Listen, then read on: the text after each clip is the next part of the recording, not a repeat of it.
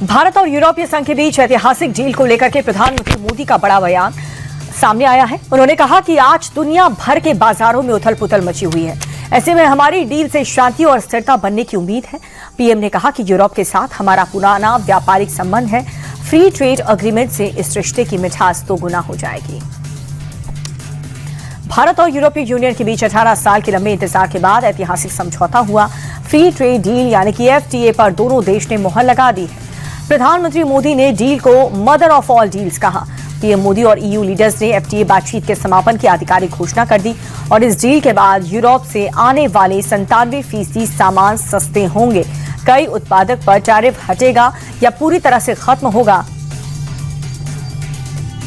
EU के साथ हुए एफटीए को पीएम मोदी ने साझा समृद्धि का नया ब्लूप्रिंट बताया। उन्होंने कहा कि इस डील से निवेश को बढ़ावा मिलेगा, नई इनोवेशन पार्टनरशिप बनेगी और ग्लोबल लेवल पर सप्लाई चेन मजबूत होगी। वहीं यूरोपीय यूनियन की ओर से इस डील को ऐतिहासिक बताया गया है। भारत आए ईयू के शीर्ष नेताओं ने कहा कि भारत नई ऊंचाइयों को छू रहा है।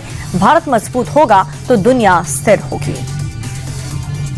यूरोपीय यूनियन के साथ हुई ऐतिहासिक ट्रेड डील से भारत की आम जनता से लेकर के कई सेक्टर्स को फायदा होगा। शराब पर लगने वाले टैरिफ पर 40% की कटौती होगी, जिससे प्रीमियम शराब के दाम घटेंगे। मेडिकल और सर्जिकल उपकरण के करीब 90% सामान अब टैक्स फ्री होंगे।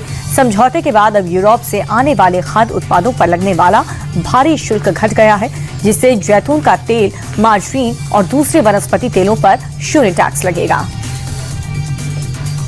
ईयू से फ्री ट्रेड डील होने के बाद भारत में इंपोर्टेड लग्जरी कारें सस्ती हो जाएगी। यूरोप से आने वाली लग्जरी कारों पर टैरिफ 110 से घट करके 10% कर दिया गया है, जिसके चलते BMW, मर्सिडीज जैसी लग्जरी कार के दाम अब कम हो जाएंगे। हालांकि यूरोपीय कार के लिए भारत ने हर साल 2.5 लाख गाड़ियों को कोटा फिक्स कर दिया है, यानी कि यूरोप से साल में 2.5 लाख से ज्यादा गाड़ियां आयात नहीं हो सकती। 2027 का चुनाव जैसे जैसे नजदीक आ रहा है, सपा पर मुख्यमंत्री योगी आदित्यनाथ के हमले तेज होते जा रहे हैं। गोरखपुर में सीएम योगी आदित्यनाथ ने सपा को जातिवाद के मुद्दे पर घेरा।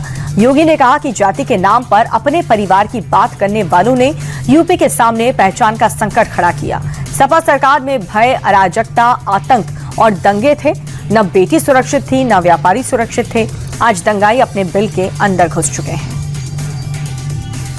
यूपी में शंकराचार्य विवाद हर दिन बढ़ता जा रहा है। माघ मेले में सैकड़ों संत अभी मुक्तेश्वरानंद के समर्थन में उतर रहे हैं। अब इसी नूरा कुश्ती में कंप्यूटर बाबा की भी एंट्री हो चुकी है।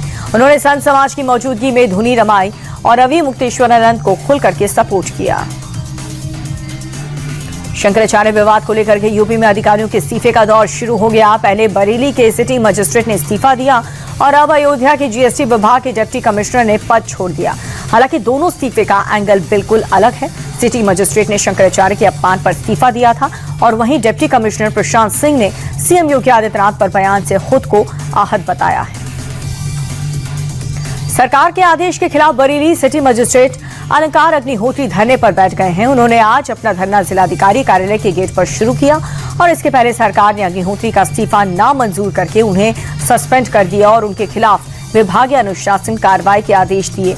बरेली के कमिश्नर जांच अधिकारी होंगे। जांच पूरी होने तक अग्निहोत्री शामली डीएम कार्यालय से संबंध रहेंगे। और आपको ये भी बता दें कि अलंकार अग्निहोत्री ने यूजीसी और शंकराचार्य स्वामी अभी मुक्तेश्वरानंद से जुड़े विवाद का हवाला देते हुए इस्तीफा दिया था।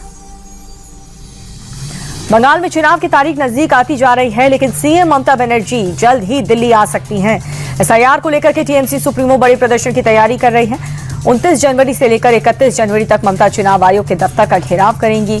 सोर्सेस की माने तो ममता की प्रोटेस्ट को लेकर के पार्टी ने दिल्ली पुलिस से परमिशन भी मांगी है। पश्चिम बंगाल में एसआईआर पर सियासी घमासान मचा हुआ है। तृणमूल ने बीजेपी और चुनाव आयोग के खिलाफ मोर्चा खोल दिया। टीएमसी नेता सिद्दीकुल्ला चौधरी ने कोलकाता में कार्यकर्ताओं के साथ एसआईआर के खिलाफ मार्च निकाला। ममता के मंत्री ने कहा कि एसआईआर अल्पसंख्यक पर जुर्म की तरह है, हम किसी भी वोटर का नाम नहीं कटने देंगे।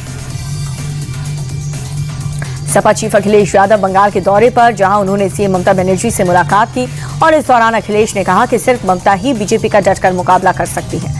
अखिलेश ने अपने बयान से उस बहस को एक बार फिर से जिंदा कर दिया जिसमें इंडिया ब्लॉक की कमान ममता को सौंपने की बात कही गई। फसलों पर एमएसपी बढ़ाने की मांग को लेकर के किसान लगातार प्रदर्शन कर रहे हैं। इस बीच मध्य प्रदेश के सीहोर से एक अनोखी तस्वीर देखने को मिली, जहां किसानों ने आने वाले बजट में एमएसपी बढ़ाने की मांग को लेकर भजन कीर्तन शुरू कर दिया। उत्तर प्रदेश में सरकारी जमीन पर कब्जा करने वालों का क्या हाल होता है, उसे सीतापुर से आई इन तस्वीरों को जरूर देखना चाहिए।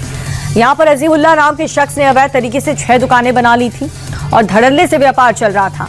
कई बार नोटिस मिलने के बाद भी वो अपनी दुकान हटाने को तैयार नहीं थे, जिसके बाद आज बाबा का बुलडोजर गरजने लगा और सरकारी जमीन पर बनी 6 अवैध दुकानों को पल भर में मिट्टी में मिला दिया गया।